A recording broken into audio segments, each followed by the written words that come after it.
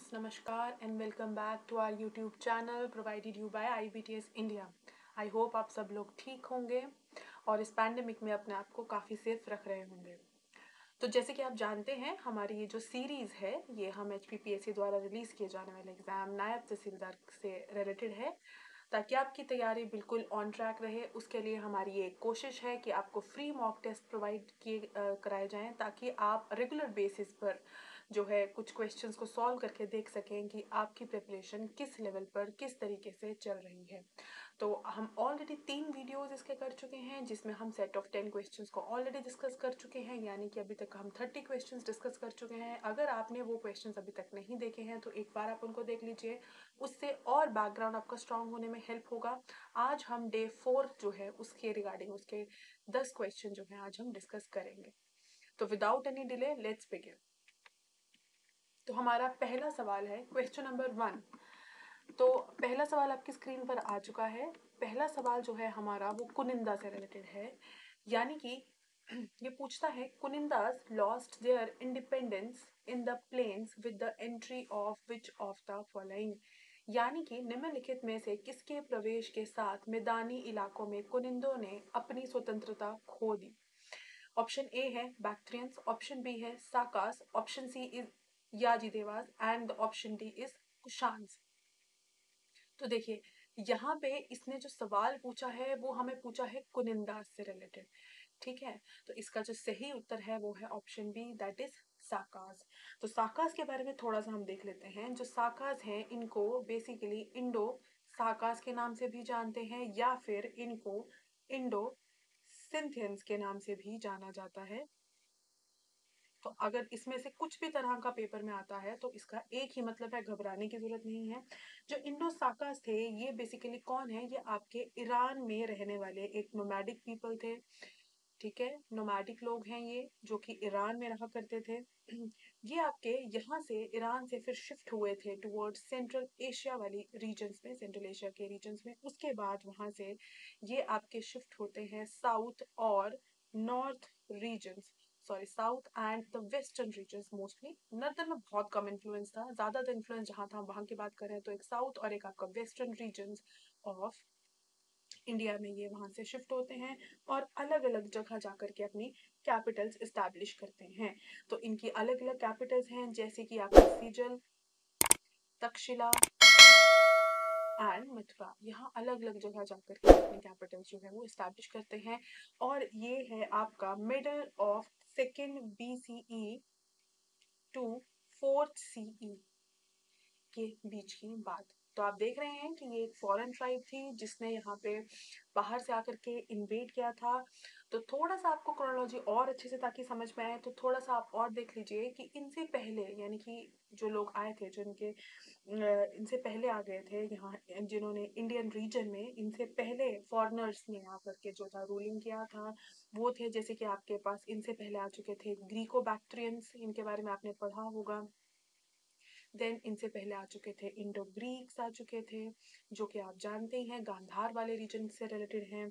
Then आपका Mauryan empire. और basically इनको सक्सीड जिसने किया है, वो बेसिकली इन्होंने जिनको सक्सीड किया है वो है आपके पास कुशान्स, देन इंडो पार्थियंस, ये इनके बाद आए हैं, and then Guptas in the 4th century. देखिए 4th CE की बात कर रहा है ये, तो ये इनके बाद आए हैं और ये इनसे पहले रह चुके हैं। ये मैं आपको इसलिए बता रही हूँ क्योंकि आपको एंशियंट इंडिया जब भी कवर करनी है आपको उसकी टाइम क्रोनोलॉजी जो है वो ध्यान में रखनी है। टाइम क्रोनोलॉजी बहुत इंपॉर्टेंट है समझना। अगर आपने इंडस वैली सिविलाइजेशन से लेकर के वैदिक पीरियड से लेकर के फॉरेन रूलर्स जो जो यहाँ आए हैं, जिसमें से कि एक कुनिंदास पे जिन पे हम सवाल डिस्कस कर रहे हैं, चाहे आपके ग्रीक्स हो गए, आपके पास कुशान्स हो गए या पार्थियंस हो गए, इन सब का सीक्वेंस यहाँ पे आपको मिलेगा। तो इनका पर्टिकुलर सीक्वेंस आपको याद रखना है। इसके बाद गुप्ता एम्पायर है, हर्षवर्धन एम्पायर है। ये अगर आपने एक बार टाइम सीक्वेंस के हिसाब से पढ़ लिए और नोट्स रेडी कर लिए, ये सेक्शन के सवाल कभी भी गलत होने का चांस नहीं रहता है। तो आई होप ये वाला सवाल आपको समझ में आया होगा। बढ़ते हैं हमारे अगले सवाल की ओर। हमारा अगला सवाल है विच of the following Kings of Baghat represented the Shimla Hill states। बघाट के निम्नलिखित राजाओं में से कौन शिमला पहाड़ी राज्यों का प्रतिनिधित्व करता था? आप जानते ही होंगे ये सेक्शन जो है हमारा ये प्रजामंडल से रिलेटेड सवाल है। तो हमारा पहला ऑप्शन है राजा बीरबल सिंह, दूसरे हैं राजा महेश सिंह, तीसरे हैं राजा सूरत सिंह और चौथे हैं राजा दुर्गा सिंह। तो इसका सही उत्तर है राजा दुर्गा सिंह। आप जानते ही हैं एक असेंबली हुई थी जिसमें आपके representatives of Shimla hill rulers, जो भी शिमला हिल रूलर्स थे वहां से कुछ रिप्रेजेंटेटिव्स आए थे और साथ ही साथ आपके प्रजामंडल के कुछ रिप्रेजेंटेटिव्स आए थे। इनकी एक मीटिंग हुआ था। ये मीटिंग जो हुई थी ये आपकी सोलन में हुई थी और ये आपकी 26 से 28 जनवरी 1948 के बीच में कंडक्ट की गई थी, कमेंस की गई थी। इस मीटिंग में जो था बेसिकली ये डिसाइड किया गया था कि किस प्रकार से जो है एक यूनियन ऑफ स्टेट्स और किस प्रकार से एक आपका यूनियन ऑफ स्टेट्स बनाया जाएगा, यानी कि यहाँ पे हम फ्यूचर कोर्स ऑफ हिमाचल प्रदेश क्या होने वाला है उस पर डिस्कशन कर रहे थे। तो यूनियन ऑफ स्टेट्स की बात की जा रही थी और एक 8 मेंबर्स की एक नेगोशिएटिंग कमेटी बनाने की भी बात यहाँ पे की गई थी। तो ये जो आपका सवाल पूछा गया है ये प्रजामंडल वाला जो सेक्शन है जिसमें जहाँ पे हम फ्रीडम टू स्टेटहुड या स्टेटहुड टू फ्रीडम वाला जो सेक्शन है आपका, वो वाला सेक्शन जहाँ हम पढ़ते हैं वहां से है। तो इस सेक्शन को आप अच्छे से प्रिपेयर कर लें क्योंकि प्रजामंडल से रिलेटेड सवाल आते ही हैं। आपको एक चीज और ध्यान रखना है आपकी जनरल नॉलेज के लिए, ये चीज है कि जब यहाँ पे रिप्रेजेंटेटिव्स आए थे तो जब आप जानते ही हैं यहाँ पे जो बघाट के राजा थे, राजा दुर्गा सिंह वो थे और वो आपके चेयरमैन थे, और यहाँ पे जो वाइस प्रेसिडेंट या वाइस चेयरमैन आप बोल सकते हैं जो रहे थे वो रहे थे आपके ठाकुर सेन नेगी। तो आपको इन दोनों का ही नाम, ये डेट, ये यहाँ पे इस समय पे चेयरमैन थे और इसके वाइस चेयरमैन इस पूरी कमेटी के, इस मीटिंग के जो थे वो आपके पास ठाकुर सेन नेगी रहे थे। साथ ही साथ आपको डेट इसका याद रखना है। आपको याद रखना है कि इसमें जो था डिसीजंस क्या क्या लिए गए थे, जैसे यहाँ पे यूनियन ऑफ स्टेट्स बनाने की बात की गई थी और 8 मेंबर की नेगोशिएटिंग कमेटी बनाने की बात की गई थी। मैंने आपको मेंशन कर दिया है ये आपका जो टॉपिक है ये आपका फ्रीडम टू स्टेटहुड या स्टेटहुड टू फ्रीडम का जो एक टॉपिक है हमारे सिलेबस में उससे रिलेटेड है। अगर आपने अभी तक इस सेक्शन को कवर नहीं किया है तो मैं आपको बता दूं ये सेक्शन आपके एग्जाम्स के लिए बहुत ज़्यादा इंपॉर्टेंट है, तो प्लीज़ इस सेक्शन को अच्छे से आप कवर करें। बढ़ते हैं हमारे अगले सवाल की ओर। हमारा नेक्स्ट क्वेश्चन है क्वेश्चन नंबर 3। तो क्वेश्चन नंबर 3 हमारा बताता है democratisation of administration was the main M of, प्रशासन का लोकतांत्रिकरण का मुख्य उद्देश्य था। किस इनमें से किसका एक मुख्य उद्देश्य आपका डेमोक्रेटाइजेशन था, लोकतांत्रिकता या लोकतंत्र बनाना था? पहला है प्रजामंडल मूवमेंट, दूसरा है मंडी कॉन्स्पिरेसी, बिलासपुर स्ट्रगल एंड चौथा है हमारे पास चंबा एजिटेशन। तो इसका सही उत्तर है प्रजामंडल मूवमेंट। तो आप जानते ही होंगे जब हम हिल्स की हिस्ट्री पढ़ते हैं तो हम जानते हैं कि हिल्स को जो था वो बेसिकली आपका पॉलिटिकली डिवाइड कर दिया गया था। तो जब पॉलिटिकली हिल्स डिवाइड किए गए थे तो दो पार्ट में डिवाइड कर दिए गए थे। एक आपके पास थे प्रिंसली स्टेट्स और दूसरे आपके पास थे प्रोविंसेस, जैसे कि आपका ब्रिटिश इंडिया में, रेस्ट ऑफ ब्रिटिश इंडिया में होता था वैसे ही सिस्टम यहाँ पे था। जो ये प्रिंसली स्टेट्स थे यहाँ पे आपका जो था प्रजामंडल का कॉन्सेप्ट था और यहाँ जो प्रोविंसेस थे यहाँ पे आपका फ्रीडम स्ट्रगल का कॉन्सेप्ट था। आप जानते ही होंगे कि प्रोविंसेस जो थे ये डायरेक्ट आपके ब्रिटिश रूल के अंडर रहते थे, यानी कि ब्रिटिश ऑफिसर्स ही डायरेक्ट इसको गवर्न करते थे, जबकि प्रजामंडल्स जो थे यानी कि जो प्रिंसली स्टेट्स थे यहाँ पे जो प्रिंसेस थे यानी कि जो राजा महाराजा थे, रूलर्स थे आपके नेटिव, वही हिल्स के वही इसको रूल किया करते थे। तो बेसिकली आपके जो प्रजामंडल्स थे, ये जो प्रिंसली स्टेट्स में बनाए गए थे, इनका जो ये मूवमेंट स्टार्ट हुआ था जिसको हम प्रजामंडल मूवमेंट बोलते हैं, ये ज्यादातर आपका इन्फ्लुएंस था बाय द नेशनल मूवमेंट। जो एक नेशनल मूवमेंट उस समय आजादी के लिए चल रहा था उसी से इंस्पायर था ये भी। लेकिन इन्होंने कभी भी इस तरह से, आपको ये चीज ध्यान रखना है, इन्होंने कभी भी टोटल एलिमिनेशन या फिर कंप्लीट डिस्ट्रॉय करना इस तरह का कोई भी इन्होंने अपना जो था वो एम नहीं रखा था ऑफ प्रिंसली रूलर्स। बस ये क्या चाहते थे, अपने प्रिंसली रूलर्स अगर इनके इंटैक्ट भी रहते हैं, रूलर्स वैसे भी रहते हैं अगर अपने थ्रोन पे, अपनी राजगद्दी पे, तो भी रूलर्स के अंदर मोनार्कियल फॉर्म ऑफ गवर्नमेंट ना हो करके किस तरह का फॉर्म ऑफ गवर्नमेंट हो, डेमोक्रेटिक फॉर्म ऑफ गवर्नमेंट हो। यानी कि वहाँ पे लोगों की बात सुनी जाए, लोगों के मत की जो है वो वैल्यू हो, ना कि मोनार्कियल फॉर्म ऑफ गवर्नमेंट हो। तो ये बेसिकली जो मूवमेंट्स आपके चले थे, इन्होंने अलग अलग इश्यूज उठाए थे, जैसे कि बेगार का इशू हो गया, और भी आपका जैसे कि एजुकेशन का इशू हो गया, ये सब इश्यूज इन्होंने उठाए थे। बट मेन जो इनका ऑब्जेक्टिव था वो क्या था आपके पास, वो था डेमोक्रेटाइजेशन ऑफ एडमिनिस्ट्रेशन, यानी कि प्रशासन का लोकतांत्रिकरण। आपको ये चीज ध्यान रखना है। ये जो आपका टॉपिक है ये भी आपका स्टेटहुड टू फ्रीडम का जो टॉपिक है वही वाला टॉपिक है। इस टॉपिक को अच्छे से आप लोग प्रिपेयर कर लीजिए। आगे बढ़ते हैं सवाल नंबर चौथे की ओर। फोर्थ क्वेश्चन बोलता है, when Himachal Pradesh got the right to participate in the election for the first time under the new constitution, यानी कि नया संविधान बनने के बाद हिमाचल प्रदेश को पहली बार चुनाव लड़ने का मौका या उसका अधिकार उसको कब मिला। ऑप्शन ए है 1952, ऑप्शन बी है 1957, सी इज 1962 एंड डी इज 1967। तो इसका सही उत्तर है 1952। आई होप ये आपको पहले से ही क्लियर होगा। आगे चलते हैं सवाल नंबर 5वें की ओर। फिफ्थ क्वेश्चन बोलता है, विच ऑफ द फॉलोइंग मोनेस्ट्रीज। अब देखिए यहाँ पे मोनेस्ट्रीज पे जो है वो सवाल हमारा है। So which of the following monasteries was built by the western Tibet ruler ये ससोद अराउंड द ईयर 996 एडी। यहाँ पे आपको ईयर भी मेंशन है, नाम भी मेंशन है। निम्नलिखित में से किस मठ का निर्माण पश्चिमी तिब्बत के शासक ये ससोद ने 996 ईस्वी के आसपास करवाया था। तो यहाँ पे आपके पास है, ये आपकी सारी मोनेस्ट्रीज हैं, गेमूर, कारदांग, ताबो और तायुल। इसका सही उत्तर है ताबो। देखिए आपको एक टॉपिक है आपके सिलेबस में मेंशन, अगर आपने टॉपिक वाइज पढ़ा है तो आपको ये चीज पता होगा, टेम्पल आर्किटेक्चर का जो टॉपिक आपके सिलेबस में मेंशनड है वो बहुत ही इंपॉर्टेंट है। अगर वो एक्सप्लिसिटली नहीं भी मेंशनड है अकेले अलग से लिख करके, तो भी आपको ये वाला सेक्शन अच्छे से कवर करना रहता है। टेम्पल आर्किटेक्चर में ही हम हिमाचल के कुछ टेम्पल हैं उनके आर्किटेक्चर, उनकी कंस्ट्रक्शन के बारे में देखते हैं, उनके स्ट्रक्चरल फीचर्स देखते हैं, साथ ही साथ हम यहाँ पे कुछ मोनेस्ट्रीज को भी स्टडी करते हैं। और आपको ये बात पता होगा कि मोनेस्ट्रीज जो है हिमाचल में बहुत इंपॉर्टेंट है, स्पेशली जब हम लाहौल स्पीति की बात करते हैं। तो जब आप लाहौल स्पीति की मोनेस्ट्रीज पढ़ेंगे तो वहाँ पे आपको ताबो मोनेस्ट्री के बारे में और वेस्टर्न तिब्बत रूलर जो है हमारे ये ससोद जिन्होंने 996 एडी में बनवाया था इस मोनेस्ट्री को, इनके बारे में मिल जाए।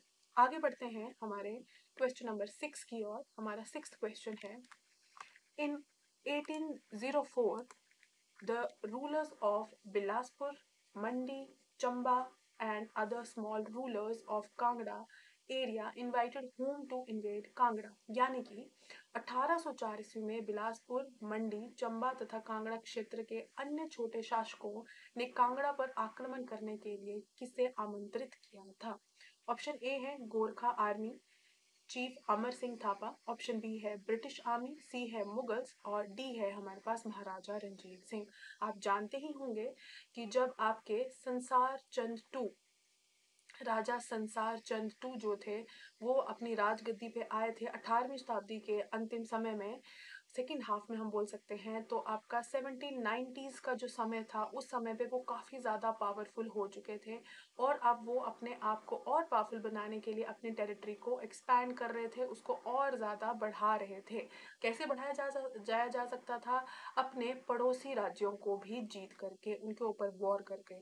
तो नेबर्स पे वॉर करके जो था उसको जीता जा सकता था। इसलिए राजा संसार चंद टू क्या कर रहे थे, धीरे धीरे करके एक एक आप बोल सकते हैं राजा, अलग अलग राजाओं की रियासतों पे अटैक कर रहे थे, वॉर कर रहे थे। इस चीज को देखते हुए हिल्स के जितने भी रूलर्स थे, यानी कि हिल रूलर जितने भी थे, उन्होंने सोचा कि हमें राजा संसार चंद टू के इन बढ़ते हुए जो एक्सपेंशनिस्ट आइडियाज है अपने राज्यों को बढ़ाने के, उसे रोकना चाहिए।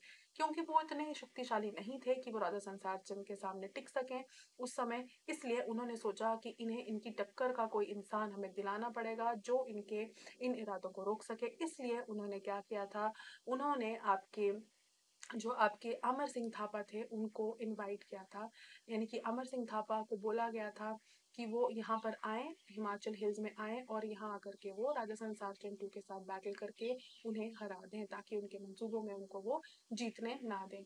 उनकी ये बात को मानते हुए 1804 में उन्होंने उन पर अटैक किया था और आप जानते ही हैं फिर उन्होंने क्या किया था, कांगड़ा फोर्ट को सीज कर लिया था। ये हम क्वेश्चन जो है डे 1 में डिस्कस कर चुके हैं। अगर आपने अभी भी वो डे 1 के 10 सवाल नहीं देखे हैं तो आप प्लीज़ जा करके डे 1 के क्वेश्चन और डे 2 डे 3 के देख लीजिए। तो ये क्वेश्चन हम पहले भी डिस्कस कर चुके हैं। तो इस प्रकार से चीज़ें वहाँ हो रही थी, इसलिए 1804 में उनको बुलाया गया था। और आप ये भी जानते होंगे 1804 के बाद 1805 में जब उन्होंने कांगड़ा किले को पे विजय प्राप्त कर ली थी, उसके बाद वो वहीं रुके नहीं थे। उसके बाद उन्होंने अलग अलग राज्यों को जीतना शुरू कर दिया था और 1810 आते आते तो उन्होंने आपका हिंदूर, फिर आपका कहलूर, बहुत सारे इस तरह के राज्यों को जीत लिया था। तो ये आपकी जो टॉपिक है यहाँ पे मैं मेंशन कर दे रही हूँ आपको, ताकि इजीली समझ में आ जाए। ये आपका टॉपिक जो है ये आपका आ जाता है नेपोलीज गवर्नमेंट के साथ जो भी था। तो यानी कि आपका यहाँ पे एक इम्पॉर्टेंट टॉपिक आता है ट्रीटी ऑफ सगौली का टॉपिक जो है वो इसके लिए जो है वो इम्पोर्टेंट है। और आपके साथ एंग्लो नेपोलीज वॉर ये जो है आपको पढ़ना इम्पोर्टेंट है। तो अगर अभी तक आपने ये टॉपिक नहीं पढ़ा है तो प्लीज़ इसको पढ़ लीजिए, क्योंकि जब आप ट्रीटी ऑफ सगौली और एंग्लो नेपोलीज वॉर पढ़ेंगे तो आपको उसका बैकग्राउंड पढ़ना पड़ेगा। उसका बैकग्राउंड जो है उसी से ये सवाल जो है ये बनाया गया है।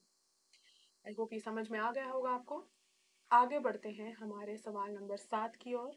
हमारा 7वां सवाल है, What is the architectural style of the temple built on the edge of Parashar Lake? यानी कि पराशर लेक, पराशर झील के किनारे पर बने मंदिर की स्थापना की स्थापत्य शैली क्या है? तो यानी कि आपको उसका पराशर जो लेक है उसके जो एज पे टेम्पल आपके बना हुआ है वहाँ पे उनका आर्किटेक्चरल स्टाइल उसने पूछा है। तो first is cone shaped, second is pagoda shaped, third is pent roof and fourth one is pyramidical shape. तो देखिए इसका सही उत्तर है पगोडा शेप्ड।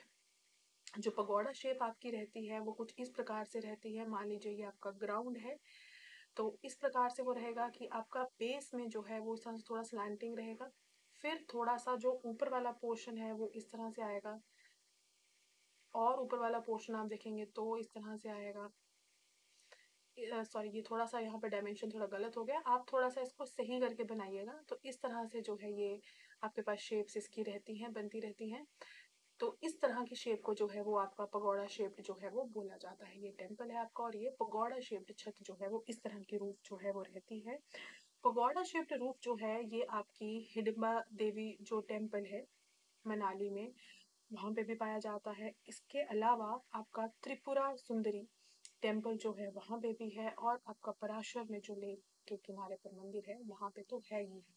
तो ये 3 भी आपको याद रखने हैं। इसके अलावा ये शेप आपका आउटसाइड हिमाचल प्रदेश हिल्स भी बहुत ज़्यादा एरियाज में है। जैसे कि स्पेसिफिकली अगर हम मेंशन करें तो कश्मीर में भी ये वाली शेप के टेम्पल्स मिल जाते हैं, नेपाल में भी आपको इस तरह के मिल जाएंगे, साथ ही साथ आपको बर्मा में भी इस तरह यानी कि म्यांमार में भी इस तरह के शेप्स मिल जाते हैं। तो आपको ये नहीं समझना है कि सिर्फ हिमाचल हिल्स का ही आर्किटेक्चर है, बाकी रीजन्स में भी पाया जाता है। अगर मैं इसके टॉपिक की बात करूं तो इसका टॉपिक वही है जो हम एक मोनेस्ट्री वाले टॉपिक में कर चुके हैं, दैट इज टेम्पल आर्किटेक्चर। और आपको ये वाला सेक्शन किसी भी हालत में नहीं छोड़ना है। ये सेक्शन अच्छे से प्रिपेयर कर लीजिए। टेम्पल आर्किटेक्चर में मैंने आपको बता दिया है, टेम्पल्स एज वेल एज आपके मोनेस्ट्रीज दोनों कवर हो जाती हैं।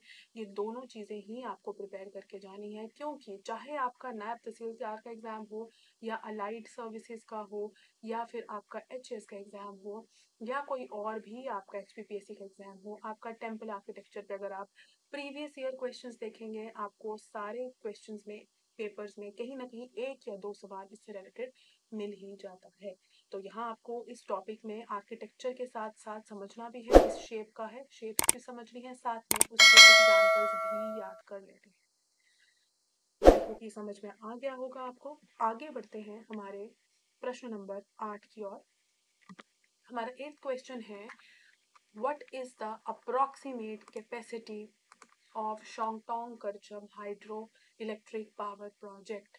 Shongtong Karcham hydro electric power project की अनुमानित क्षमता क्या है? तो यहाँ पे आपका फर्स्ट ऑप्शन है 195 मेगावाट, सेकंड है 100 मेगावाट, थर्ड है 205 मेगावाट और फोर्थ है 450 मेगावाट। तो इसका सही उत्तर है 450 मेगावाट। ये जो टॉपिक है आपका, ये आपका टॉपिक है हाइड्रो प्रोजेक्ट्स का है। ये आपको रेडी करना है, hydro projects in Himachal Pradesh. इसमें आपको अपने हाथ से बनाए हुए नोट्स एक रेडी कर लेना है, एक A4 शीट आपको रेडी कर लेना है जिसमें सारे प्रोजेक्ट्स के नाम आपको मेंशन करने हैं। नेम्स के सामने उसके प्लेसेस कौन से डिस्ट्रिक्ट में है और उनकी कैपेसिटी जो है वो लिख लेनी है। साथ ही साथ कौन सी रिवर से पानी यहाँ स्टोर हो रहा है वो भी आपको मेंशन कर लेना है। अगर ये चार्ट आप रेडी कर लेते हैं, इस सेक्शन का सवाल डेफिनेटली आप जो है वहाँ पे अटेम्प्ट कर पाएंगे। तो ये सेक्शन बहुत बहुत ज़्यादा इंपॉर्टेंट सेक्शन है, इसको आप बिल्कुल ना निगलेक्ट करें, अच्छे से इसको प्रिपेयर कर लें।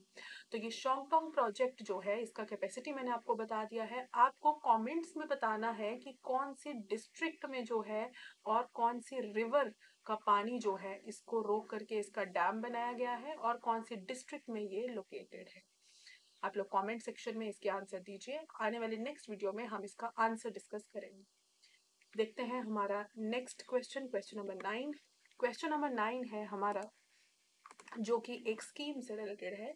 To improve the gross enrolment ratio in higher education, the government of Himachal Pradesh has adopted Rashtriya Uchchatar Shiksha Abhiyan, the centrally sponsored scheme in the year. उच्च शिक्षा में सकल नामांकन अनुपात GER में सुधार के लिए HP सरकार ने किस वर्ष के में केंद्र प्रायोजित योजना यानी कि सेंट्रल स्पॉन्सर्ड स्कीम राष्ट्रीय उच्चतर शिक्षा अभियान को अपनाया है। तो ऑप्शन 1 है 2012, ऑप्शन बी है 2013, ऑप्शन सी है 2014 और ऑप्शन डी है 2015। तो इसका सही उत्तर है ऑप्शन बी यानी कि 2013। आपको ये जो टॉपिक है ये है आपका गवर्नमेंट स्कीम्स। तो गवर्नमेंट स्कीम स्पेसिफिकली जो आपकी HP गवर्नमेंट की स्कीम्स हैं उनको तो प्रिपेयर करना ही है जो रिसेंट अभी चल रही हैं। क्योंकि हम NT के पेपर को यहाँ टारगेट कर रहे हैं तो नायब तहसीलदार के प्रीलिम्स से पहले जितना भी तरह की स्कीम्स अभी लॉन्च हो चुकी हैं स्पेसिफिकली आपकी हिमाचल प्रदेश से रिलेटेड वो आपको रेडी करनी है अपने एग्जाम के लिए। दूसरा, जैसे ही आपके पास बजट और इकोनॉमिक सर्वे स्टेट का आता है, तो बजट और इकोनॉमिक सर्वे स्टेट के स्पेसिफिक में अगर बात करूं हिमाचल प्रदेश की, तो आपको उसमें जो स्कीम्स मेंशन होती हैं उन पर तो खास तरह से ध्यान देना है। अगर आप लोग चाहते हैं कि हम स्कीम्स के ऊपर कोई वीडियो करें तो आप प्लीज कमेंट सेक्शन में हमें लिख करके बताएं ताकि हम आपकी डिमांड्स के हिसाब से एक नेक्स्ट वीडियो आपके सामने लेकर के आए। चलते हैं हमारे नेक्स्ट क्वेश्चन की ओर, दैट इज क्वेश्चन नंबर 10। 10वां सवाल है, Who is the author of the book Polyandry in Himalayas? Polyandry in Himalayas के लेखक जो है वो कौन है? आप जानते ही होंगे पॉलीएंट्री का मतलब क्या होता है। तो हिमालयाज में पॉलीएंट्री जो है वो काफ़ी प्रचलित है, जहाँ पे बहुत सारे भाइयों की जो है वो एक वाइफ जो है वो रहती हैं। ठीक है, तो ऑप्शन ए है doctor Y S Parmar, option B है CG ब्रूस, ऑप्शन सी है VP Menon and option D is MS Gill. तो इसका सही उत्तर है डॉक्टर वायस परमार। ये जो आपका टॉपिक है ये है आपका लिटरेचर से रिलेटेड। हिमाचल का जितना भी लिटरेचर है आपको इसका भी एक लिस्ट जो है वो रेडी रखना है। जैसे मैंने आपको लास्ट क्वेश्चन में एक बताया, तो लिस्ट ऑफ बुक्स आपको रेडी रखना है जो भी हिमाचल से रिलेटेड है, मैं उसकी बात कर रही हूँ। साथ ही साथ आपको उनके ऑथर जो हैं वो अपने नोट्स में रेडी बना करके रखना है। ये भी एक A4 शीट में आप बना करके रेडी कर लीजिए, इससे आपको बहुत हेल्प मिलेगा। पेपर के लास्ट डे आप इसको रिवाइज कर पाएंगे और इस पर एक सवाल डेफिनेटली ही आता है। ये भी बहुत ज़्यादा इंपॉर्टेंट सेक्शन है हमारे एग्जाम का, तो इसको बिल्कुल निगलेक्ट ना करें और इस पे भी पूरा फोकस आप रखें। आई होप ये वाला 10th क्वेश्चन भी आपको समझ में आ गया होगा। आपके कोई भी तरह के क्वेरी हो, कोई भी तरह का आपको डाउट हो, किसी भी तरह का आपको कुछ बताना है, कुछ सजेशन देना है, कोई टॉपिक पे अगर आप वीडियो की डिमांड अगर आती है तो आप प्लीज़ उसे कमेंट सेक्शन में लिखें ताकि आपकी डिमांड के हिसाब से भी जो है वो वीडियोस बन सके और आपकी प्रिपरेशन बहुत अच्छी हो। इसके अलावा IBTS इंडिया की ऐप जो है वो आप प्ले स्टोर से डाउनलोड कर सकते हैं। जैसे ही आप ऐप डाउनलोड करते हैं आपको बहुत सारे फ्री मॉक टेस्ट जो हैं वो मिल जाते हैं। इन मॉक्स में आप तैयारी कर सकते हैं नायब तहसीलदार के एग्ज़ाम की या आने वाले अलाइड सर्विसेज या फिर HAS एग्ज़ाम की, किसी भी तरह के एग्ज़ाम की, पुलिस के जो एग्ज़ाम आता है उसकी भी आप तैयारी कर सकते हैं। आप अपना डेली जो है वो स्कोर चेक कर सकते हैं, रैंकिंग चेक कर सकते हैं। तो आप प्ले स्टोर में जा कर के जो है IBTS इंडिया ऐप जो है वो डाउनलोड वहाँ से कर सकते हैं।